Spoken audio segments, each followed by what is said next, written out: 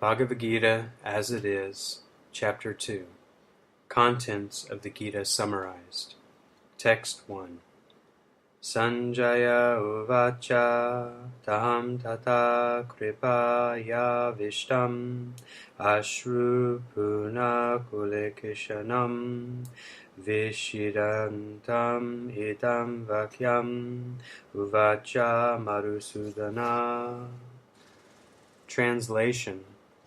Sanjaya said, seeing Arjuna full of compassion and very sorrowful, his eyes brimming with tears, Madhusudana, Krishna, spoke the following words. Purport. Material compassion, lamentation, and tears are all signs of ignorance of the real self. Compassion for the eternal soul is self-realization. The word Madhusudana is significant in this verse. Lord Krishna killed the demon Madhu, and now Arjuna wanted Krishna to kill the demon of misunderstanding that had overtaken him in the discharge of his duty. No one knows where compassion should be applied. Compassion for the dress of a drowning man is senseless.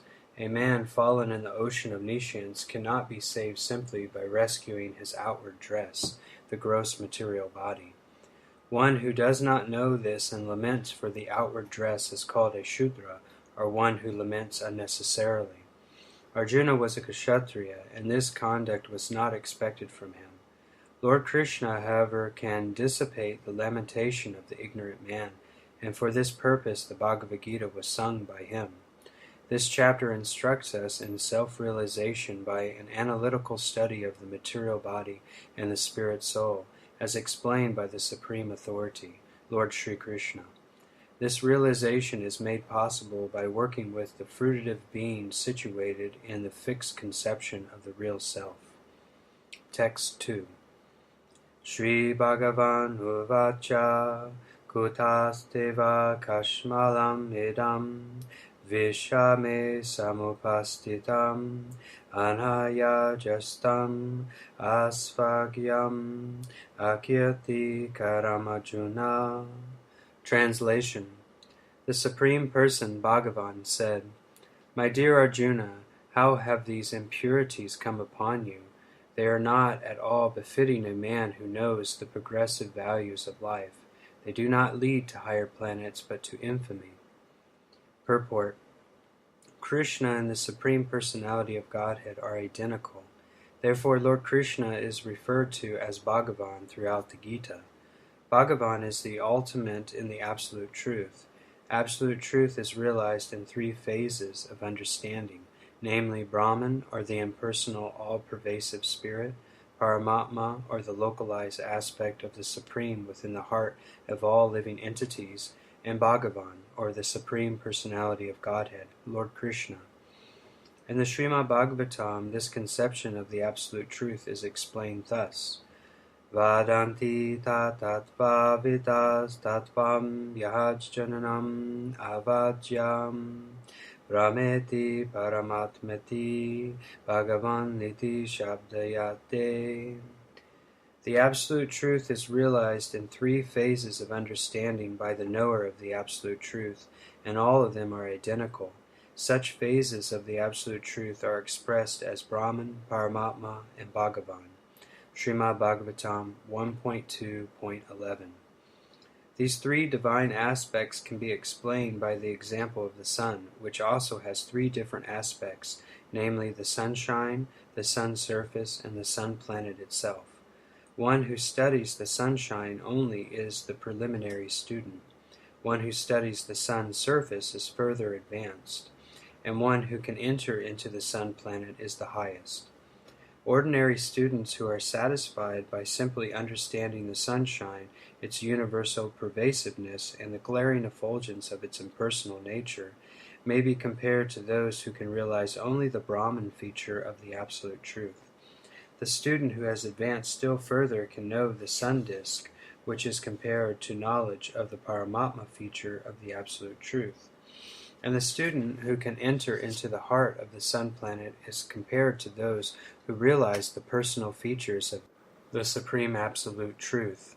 Therefore, the Bhaktas, or the transcendentalists who have realized the Bhagavan feature of the Absolute Truth, are the topmost transcendentalists, although all students who are engaged in the study of the Absolute Truth are engaged in the same subject matter. The sunshine, the sun disk, and the inner affairs of the sun planet cannot be separated from one another, and yet the students of the three different phases are not in the same category. The Sanskrit word Bhagavan is explained by the great authority Parashara Muni, the father of Vyasadeva. The Supreme Personality who possesses all riches, all strength, all fame, all beauty, all knowledge, and all renunciation is called Bhagavan. There are many persons who are very rich, very powerful, very beautiful, very famous, very learned, and very much detached, but no one can claim that he possesses all riches, all strength, etc. entirely. Only Krishna can claim this because he is the Supreme Personality of Godhead. No living entity, including Brahma, Lord Shiva, or Narayana, can possess opulences as fully as Krishna. Therefore, it is concluded in the Brahma Samhita by Lord Brahma himself that Lord Krishna is the Supreme Personality of Godhead. No one is equal to or above him. He is the primeval Lord, or Bhagavan, known as Govinda, and he is the supreme cause of all causes. Ishvara Parama Krishna Satchirananda Vigara Anadi Adi Govinda Sava Karana Karanam. There are many personalities possessing the qualities of Bhagavan, but Krishna is the supreme because no one can excel him. He is the Supreme Person, and his body is eternal, full of knowledge and bliss. He is the primeval Lord Govinda and the cause of all causes. Brahma Samhita 5.1. In the Bhagavatam also there is a list of many incarnations of the Supreme Personality of Godhead, but Krishna is described as the original personality of Godhead, from whom many incarnations and personalities of Godhead expand. Ete chamsha kala pumsa krishnastu bhagavan svayam indrari viyakulam dokam mridayanti yoge yoge.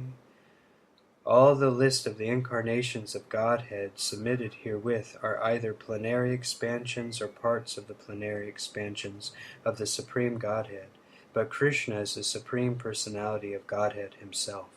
Srimad Bhagavatam 1.3.28. Therefore Krishna is the original Supreme Personality of Godhead, the Absolute Truth, the source of both the Supersoul and the impersonal Brahman. In the presence of the Supreme Personality of Godhead, Arjuna's lamentation for his kinsman is certainly unbecoming, and therefore Krishna expressed his surprise with the word kutas, wherefrom. Such unmanly sentiments were never expected from a person belonging to the civilized class of men known as Aryans. The word Aryan is applicable to persons who know the value of life and have a civilization based on spiritual realization. Persons who are led by the material conception of life do not know that the aim of life is realization of the Absolute Truth, Vishnu or Bhagavan, and they are captivated by the external features of the material world, and therefore they do not know what liberation is. Persons who have no knowledge of liberation from material bondage are called non-Aryans. Although Arjuna was a Kshatriya, he was deviating from his prescribed duties by declining to fight. This act of cowardice is described as befitting the non-Aryans. Such deviation from duty does not help one in the progress of spiritual life, nor does it even give one the opportunity to become famous in this world. Lord Krishna did not approve of the so-called compassion of Arjuna for his kinsman. Text 3.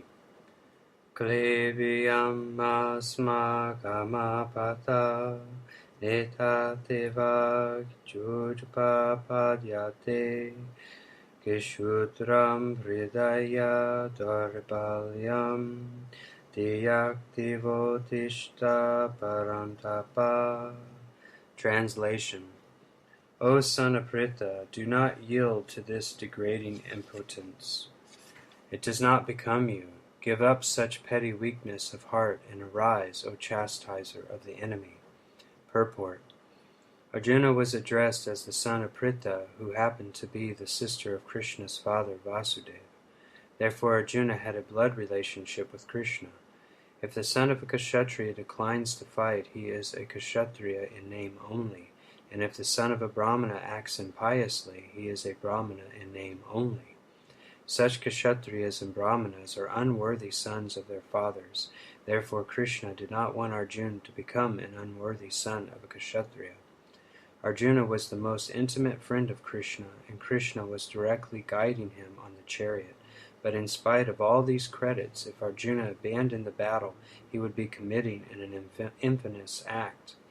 Therefore Krishna said that such an attitude in Arjuna did not fit his personality. Arjuna might argue that he would give up the battle on the grounds of his magnanimous attitude for the most respectable Bhishma and his relatives, but Krishna considered that sort of magnanimity not approved by authority.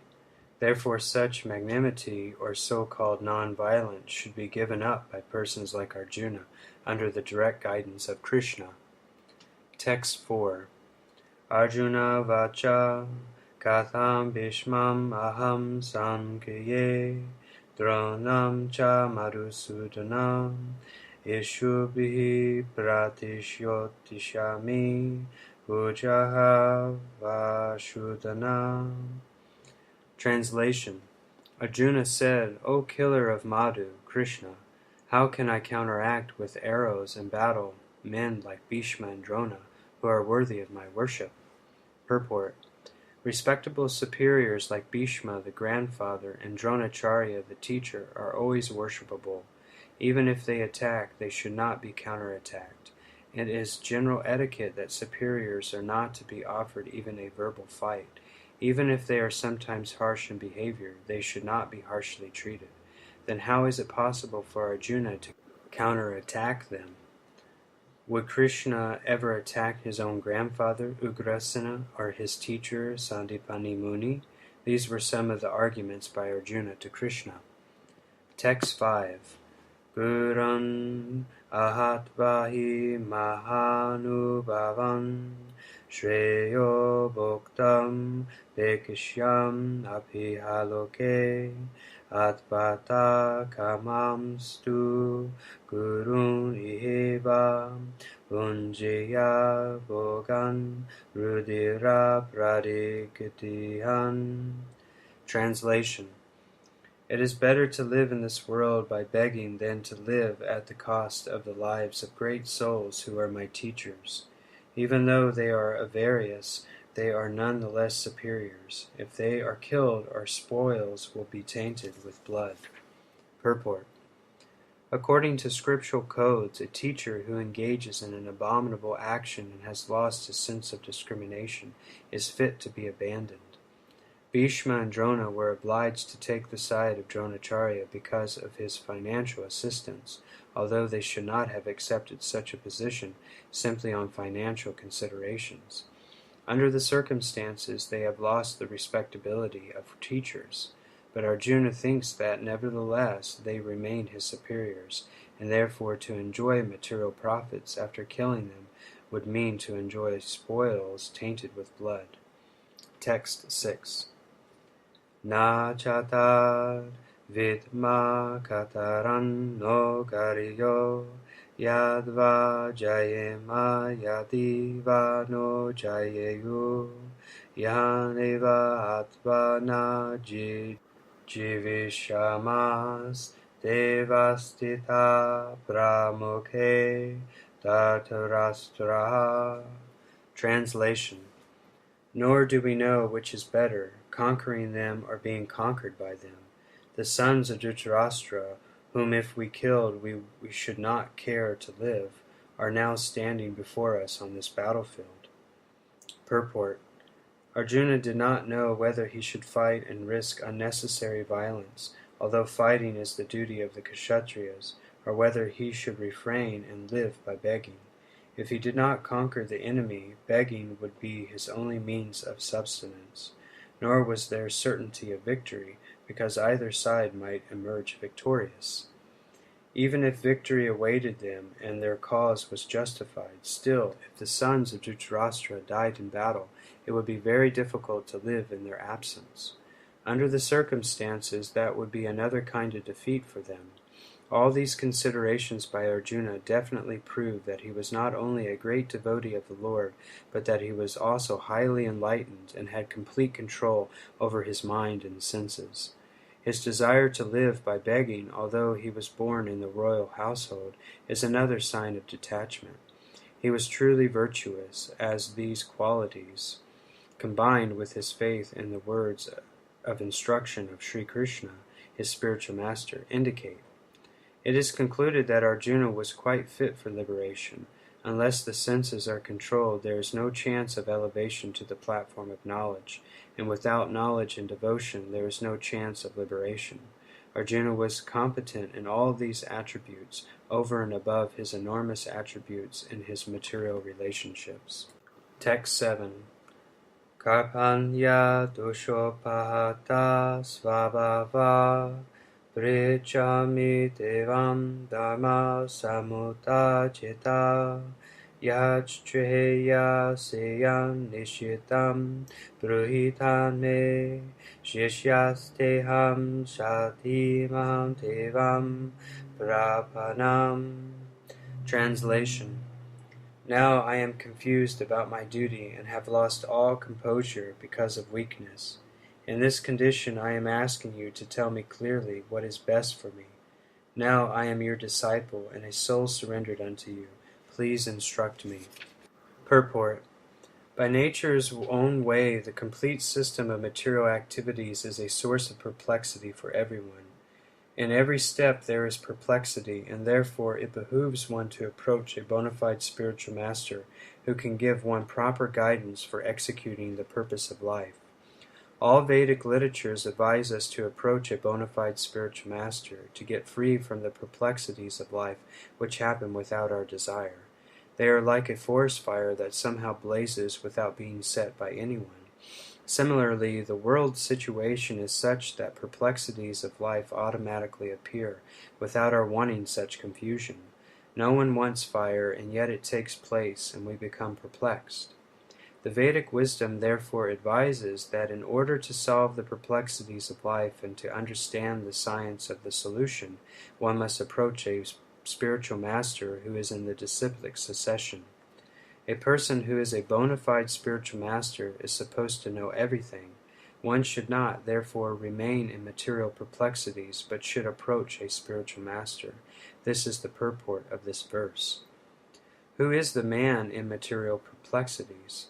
It is he who does not understand the problems of life.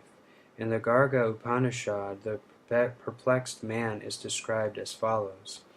Yova etad aksharam gagya vidit vamsma lokat preti sakripanam.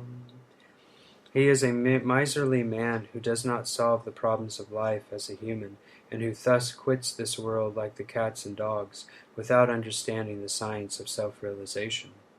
This human form of life is a most valuable asset for the living entity who can utilize it for solving the problems of life. Therefore, one who does not utilize this opportunity properly is a miser. On the other hand, there is the Brahmana, or he who is intelligent enough to utilize this body to solve all the problems of life. The Kripanas, or miserly persons, waste their time in being overly affectionate for family, society, country, etc., in the material conception of life. One is often attached to family life, namely to wife, children, and other members, on the basis of skin disease. The Kripana thinks that he is able to protect his family members from death, or the Kripana thinks that his family or society can save him from the verge of death. Such family attachment can be found even in the lower animals who take care of children also. Being intelligent, Arjuna could understand that his affection for family members and his wish to protect them from death were the causes of his perplexities. Although he could understand that his duty to fight was awaiting him, still, on account of miserly weakness, he could not discharge the duties. He is therefore asking Lord Krishna, the Supreme Spiritual Master, to make a definite solution. He offers himself to Krishna as a disciple. He wants to stop friendly talks. Talks between the master and the disciple are serious, and now Arjuna wants to talk very seriously before the recognized spiritual master. Krishna is therefore the original spiritual master of the science of Bhagavad Gita, and Arjuna is the first disciple for